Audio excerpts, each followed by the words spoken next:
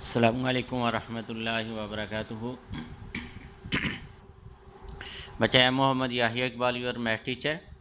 आज जो है वो हमारा टॉपिक है जी पार्शियल फ्रैक्शन। बच्चे चैप्टर जो है वो हम डिस्कस कर रहे थे, उसकी कुछ डेफिनेशन जो हैं वो हमने डिस्कस की थी, पार्शियल फ्रैक्शन को डिस्कस किया था। आगे जो है वो हम एक दो और डेफिनेशन जो है वो डिस्कस करते हैं, ठीक है। फिर उसके साथ ही हम जो है वो टाइप नंबर 1 जो है वो भी डिस्कस करेंगे। आइए ज़रा देखते हैं। तो आज जो है वो हम सबसे पहले इक्वेशन से जो है वो बच्चे डिस्कस करने जा रहे हैं। इक्वेशन फर्स्ट ईयर है ये, तो स्टार्ट करने से पहले जो है वो हम उसी दुआ से जो है वो बच्चे स्टार्ट लेंगे, ठीक है जी। फर्स्ट ईयर का है ये, चैप्टर नंबर जो है ये बच्चे हमारे पास है जी 5। चैप्टर नंबर 5 है ये हमारे पास। हाँ जी, तो स्टार्ट करने से पहले जो है वो बच्चे हम उसी दुआ के साथ जो है वो आगाज़ करते हैं। बिस्मिल्लाहिर्रहमानिर्रहीम। रब्बि इश्रह ली सदरी व यस्सिर ली अमरी वहलुल उक़दतम मिन लिसानी यफ़क़हू क़ौली। अल्लाहुम्मा रब्बी ज़िदनी इल्मा। अल्लाहुम्मा रब्बी ज़िदनी इल्मा। अल्लाहुम्मा रब्बी ज़िदनी इल्मा। सदक़ल्लाहुल अज़ीम। तो बच्चे हमने कल पढ़ा था पार्शियल फ्रैक्शन क्या है, ठीक है। वो मैं दोबारा जो है वो रिव्यू करता हूँ। एक हमने पढ़ा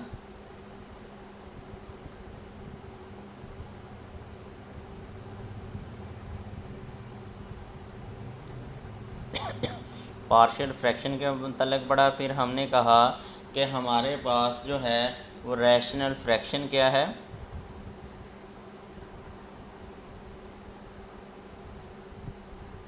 rational fraction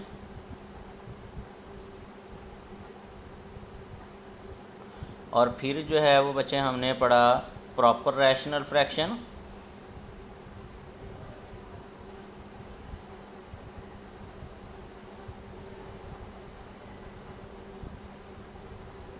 proper rational fraction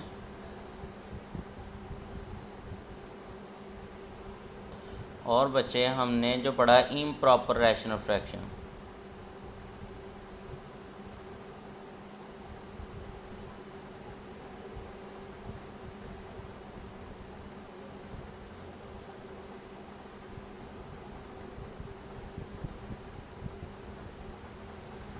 ये जो चीज़ें थी ये बच्चे हमने कल जो है वो डिस्कस की थी, मतलब प्रीवियस लेक्चर में जो है वो डिस्कस की थी। आज जो है वो हम पढ़ने जा रहे हैं कि हमारे पास इक्वेशन क्या है। क्या पढ़ने जा रहे हैं जी? इक्वेशन। Define an equation. आपकी बुक के ऊपर जो डिफ़ाइन की हुई है मैं कोशिश करूँगा उसी लफ्ज़ों में जो है वो डिफ़ाइन करो। Define an equation.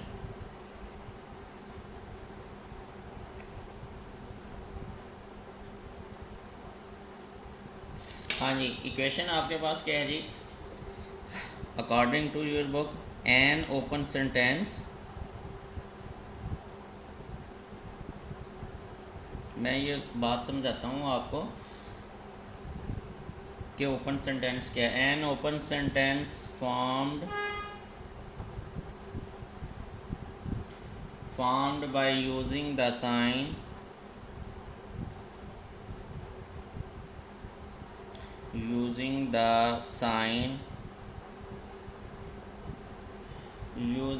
sign of equality.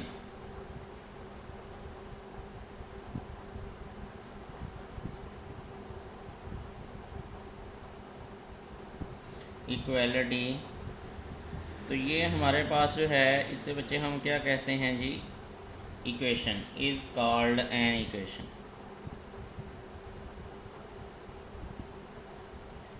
N equation. Open sentence का मतलब ये बच्चे यहाँ पे है कि जो हमारे पास एक ऐसा सेंटेंस है जिस वो बनता है यूजिंग द इक्वालिटी साइन, जिसमें इक्वालिटी साइन हो, उसके ज़रिए जो है वो सेंटेंस बनता है। ओपन सेंटेंस मतलब वो ट्रू है या फॉल्स है। मतलब वेरिएबल की कोई वैल्यू आपको दी जाती है, आपको नहीं पता होता इस वैल्यू के ऊपर जो है वो ट्रू है या फॉल्स है, तो उसको जो है वो हम क्या कहते हैं जी, ओपन सेंटेंस कहते हैं।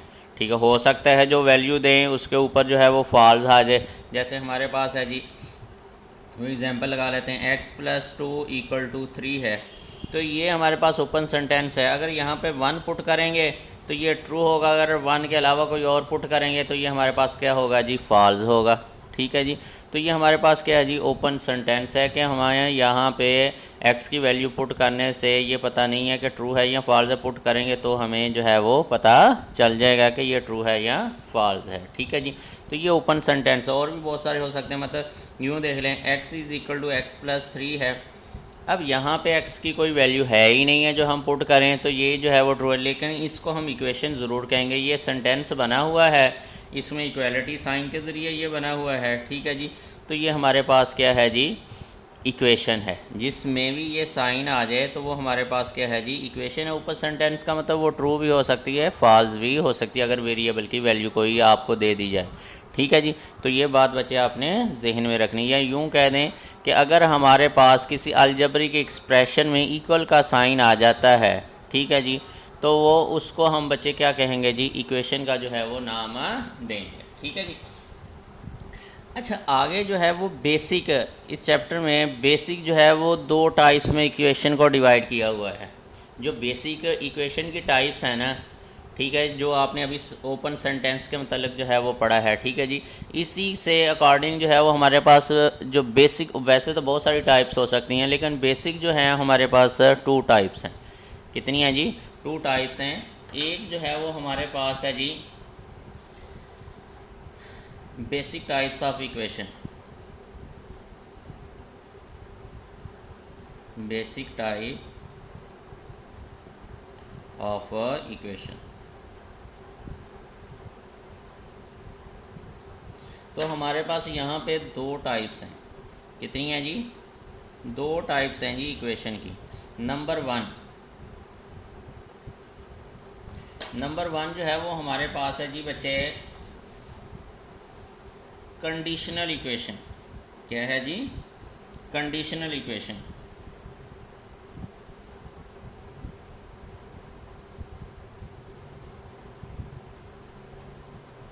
Conditional equation. नंबर 2 जो सेकेंडली है वो हमारे पास है जी, सेकेंडली हमारे पास जो इक्वेशन है वो है जी आइडेंटिटी इक्वेशन।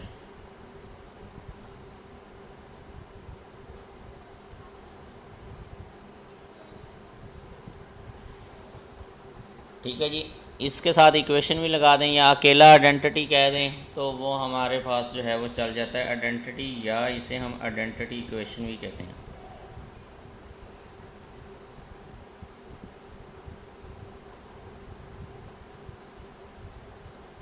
ठीक है जी, तो ये जो हैं वो बेसिक जो हैं वो बच्चे हमारे पास 2 टाइप्स हैं किसकी, इक्वेशन की।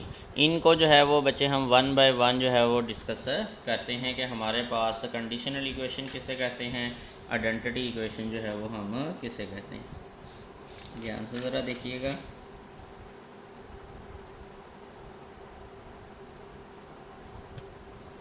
हाँ जी, तो सबसे पहले जो है वो हम पढ़ने जा रहे हैं कि हमारे पास कंडीशनल इक्वेशन क्या है। क्या है जी,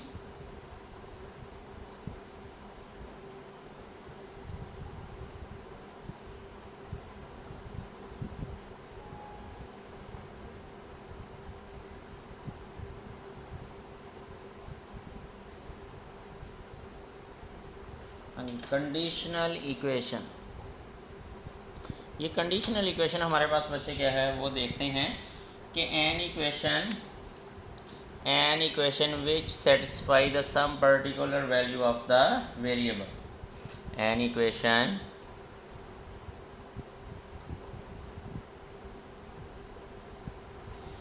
which is satisfy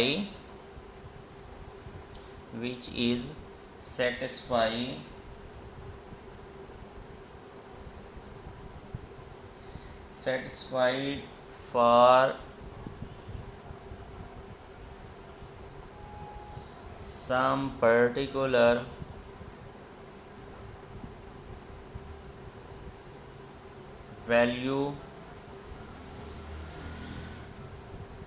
वैल्यूज़ भी हो सकता है, वैल्यू अकेली भी हो सकता है, of the variable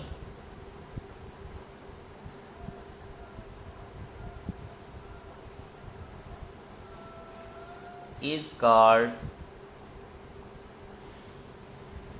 conditional equation.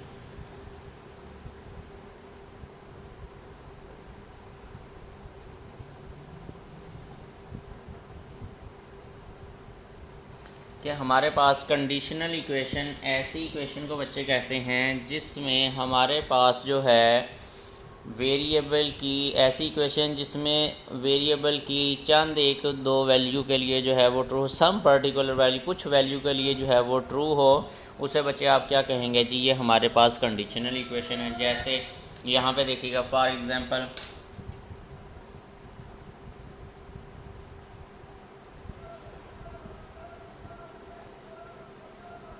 हमारे पास है जी यहाँ पे x प्लस, अभी जो मैंने एग्जांपल दी ये है, ठीक है जी, और दूसरी जो है वो हमारे पास है जी x square plus 2x equal to जो है वो हमारे पास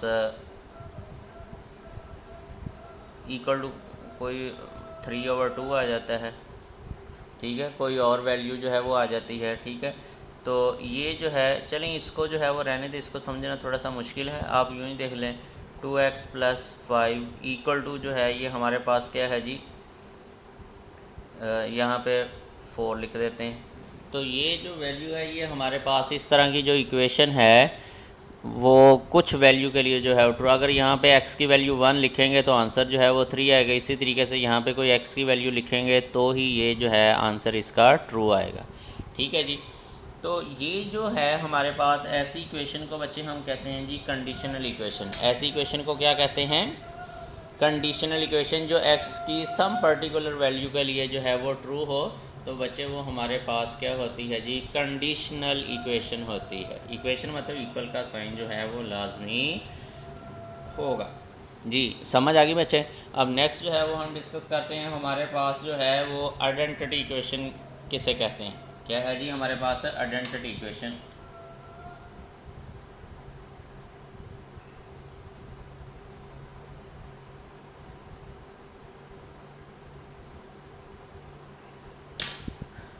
ये भी हमारे पास क्या है जी, एक इक्वेशन है, an equation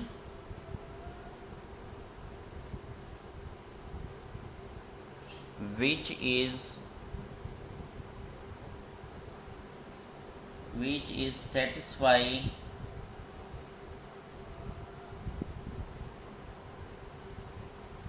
satisfy for all value of variable, satisfy for all value of variable is called identity equation.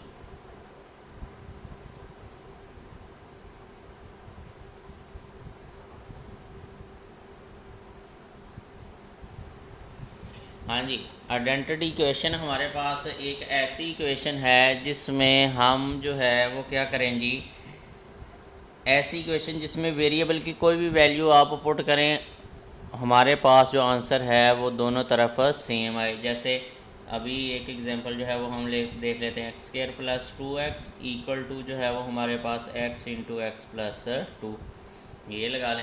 अब यहाँ पे जो मर्ज़ी वैल्यू आप पुट करेंगे दोनों तरफ आंसर जो है वो सेम आने। बेशक चलें 1 पुट करके देखते हैं।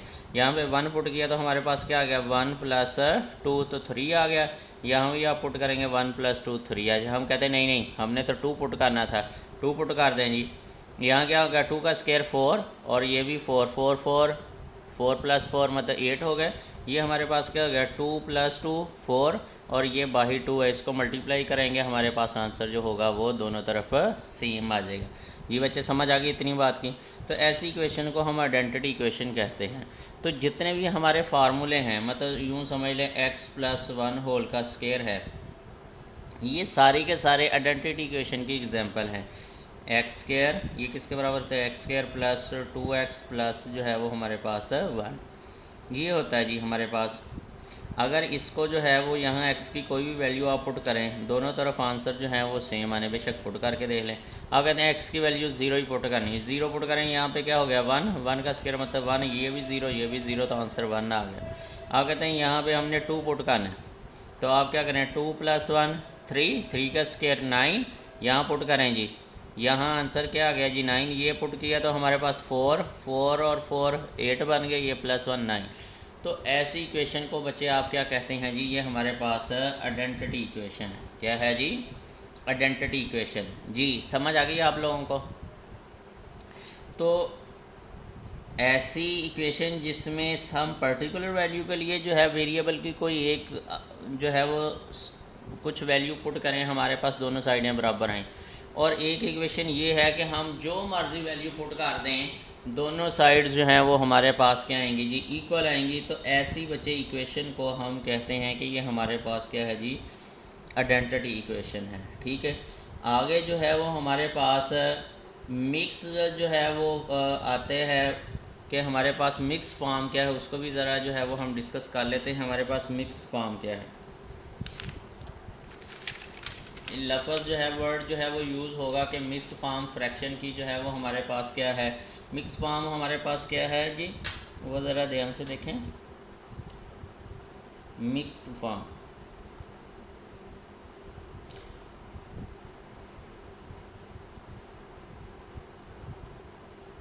इस चैप्टर में भी ये भी यूज़ होनी है। तो ये हमारे पास ऐसे है कि जिसमें मतलब mix form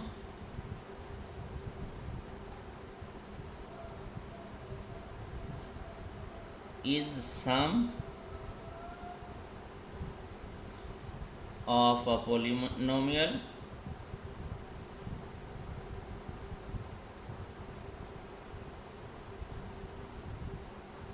is sum of polynomial and proper rational fraction and proper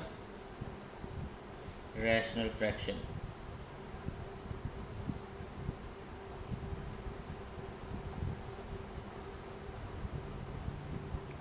तो ये है जी मिक्स फॉर्म। मतलब सपोज करें हमारे पास है जी कोई इम्प्रॉपर फॉर्म है 3x² + 1 ओवर, सपोज करें कोई और लिख लें x - 2, ये लिख लें। तो इसको ये इम्प्रॉपर है, तो हम इसको क्या पढ़ेंगे, प्रॉपर में कन्वर्ट करेंगे। ये हमने सबसे पहले प्रॉपर फॉर्म में कन्वर्ट किया करना है बच्चे। वो कैसे करेंगे, इसको पहले डिवाइड करवा लेंगे। 3x² को अंदर रखा और x - 2 से जो है वो आपने डिवाइड करवाया, तो ये हमारे पास 3x के ऊपर जो है वो इसको मल्टीप्लाई करेंगे। यहाँ पे क्या हो गया जी 3x² माइनस ये जो है ये हमारे पास 6x। इसको जब हमने सॉल्व किया तो ये कैंसिल हो गया, ये हमारे पास क्या आ गया 6x प्लस जो है वो हमारे पास क्या आ गया जी 1। अब इसको 6 के ऊपर जो है वो फिर मल्टीप्लाई किया तो ये हमारे पास क्या आ गया जी 6x माइनस जो है वो हमारे पास बचे 12, तो ये कैंसिल आउट हो गए, यहाँ 13 आ गया। ठीक है जी। तो इसको लिखने का तरीकाकार ये होता है, ये जो आंसर है सबसे पहले ये लिखते हैं 3x + 6, फिर जो रिमाइंडर के साथ साइन होता है वो हम लिखते हैं, रिमाइंडर जो इसके साथ साइन है वो यहाँ पे लिखेंगे, और फिर रिमाइंडर ओवर डिवाइज़र जिसके साथ जो है वो आपने डिवाइड की है, तो ये हमारे पास जो है वो आंसर आ जाएगा। मतलब इसको लिखने का, तो इसको जो है ये वाली जो फॉर्म है इसको बच्चे हम कहते हैं ये हमारे पास मिक्स्ड फॉर्म है, जो कि पोलिनोमियल है और रैशनल फ्रैक्शन का सम है। ये हमारे पास एक पोलिनोमियल आ जाएगी और ये हमारे पास क्या है जी एक रैशनल जो है वो फ्रैक्शन है, इसलिए जो है ये हमारे पास क्या बन गया जी, इसको इस फॉर्म को जो है वो हम मिक्स्ड फॉर्म कहेंगे। क्या कहेंगे जी, मिक्स्ड जो है वो फॉर्म कहेंगे। तो ये बात आपने थोड़ी सी ज़हनी MCQs में जो है वो बात पूछी जा सकती है। ठीक है, तो आगे जो है वो हमारे पास एक पार्शियल फ्रैक्शन का मतलब रूल है, वो मैं आपको जनरली वैसे ही समझा देता हूँ। पार्शियल फ्रैक्शन का बच्चे वो रूल ये है, थ्योरम ऑफ पार्शियल फ्रैक्शन इससे मतलब कहते हैं, वो भी चलें लिख लें, थ्योरम ऑफ पार्शियल फ्रैक्शन।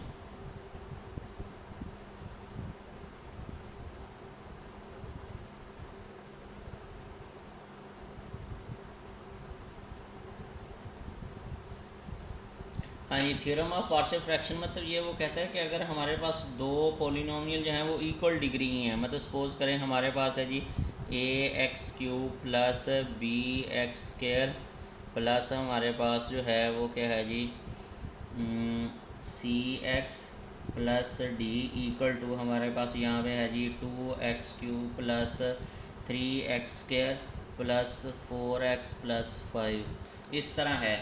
तो यहाँ से जो है वो कहता है कि ये दो इक्वल तब होंगी पोलिनोमियल। इस तरह अगर हमारे पास दो पोलिनोमियल आ जाए, ये इसके इनके जो वेरिएबल हैं वो अननोन है लेकिन इक्वालिटी में जो है वो लिखे हुए हैं, तो हम इनको इक्वेट कर सकते हैं। हम इनको क्या कर सकते हैं, इक्वेट जो है वो यहाँ पे कर सकते हैं। हेयर ये तभी इक्वल पॉसिबल है। हेयर अगर यहाँ पे a जो है वो हमारे पास क्या होगा 2, मतलब कंपेयरिंग कोफिशेंट ऑफ x³, इसको इसके साथ बच्चे कंपेयर करेंगे तो यहाँ a का जो कोफिशेंट है वो क्या होगा 2। देखो ना ये दोनों इक्वल हैं। ये इक्वल कब हो सकती है, जब यहाँ भी a की वैल्यू होगी। यहाँ b की जगह पे ये 3 होगा, ठीक है, यहाँ c की जगह पे 4 है, फिर एक जैसी बनेगी ना। अगर एक भी वैल्यू इधर उधर हो गई तो ये दोनों इक्वल नहीं होंगी। इसलिए हम कहते हैं कि यहाँ पे हम इक्वेट कर सकते हैं इनके कोफिशेंट, क्योंकि इक्वालिटी है, फिर इक्वल हो सकती हैं, एक ही पॉसिबिलिटी है। तो a जो है वो यहाँ पे 2 के इक्वल होगा और बच्चे b जो है वो यहाँ किसके बराबर होगा जी 3 के, और c जो है वो यहाँ बराबर होगा जी 4 के, और d जो होगा वो हमारे पास होगा जी 5 के। इस तरह हम इक्वेट करके जो है वो वैल्यू निकाल सकते हैं।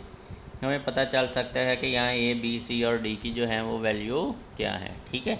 तो ये थ्योरम जो है वो कल जो है वो हम इंशाल्लाह टाइप नंबर 1 जो है वो बच्चे इसकी डिस्कस करेंगे। तो ये याद रखें कि हमारे पास सबसे पहला जो काम है कि हमारी जो फ्रैक्शन है वो प्रॉपर फ्रैक्शन होनी चाहिए। अगर प्रॉपर फ्रैक्शन नहीं होगी तो हम उसको इस फॉर्म में जो है वो कन्वर्ट करेंगे, फिर जो हमारे पास प्रॉपर फ्रैक्शन आएगी उसको जो है वो हम पार्ट्स में जो है वो कन्वर्ट करेंगे, ठीक है जी। तो ये बात ज़रा जहन में रखिएगा, ठीक है बच्चे। तब तक के लिए जो है वो बच्चे अल्लाह हाफ़िज़।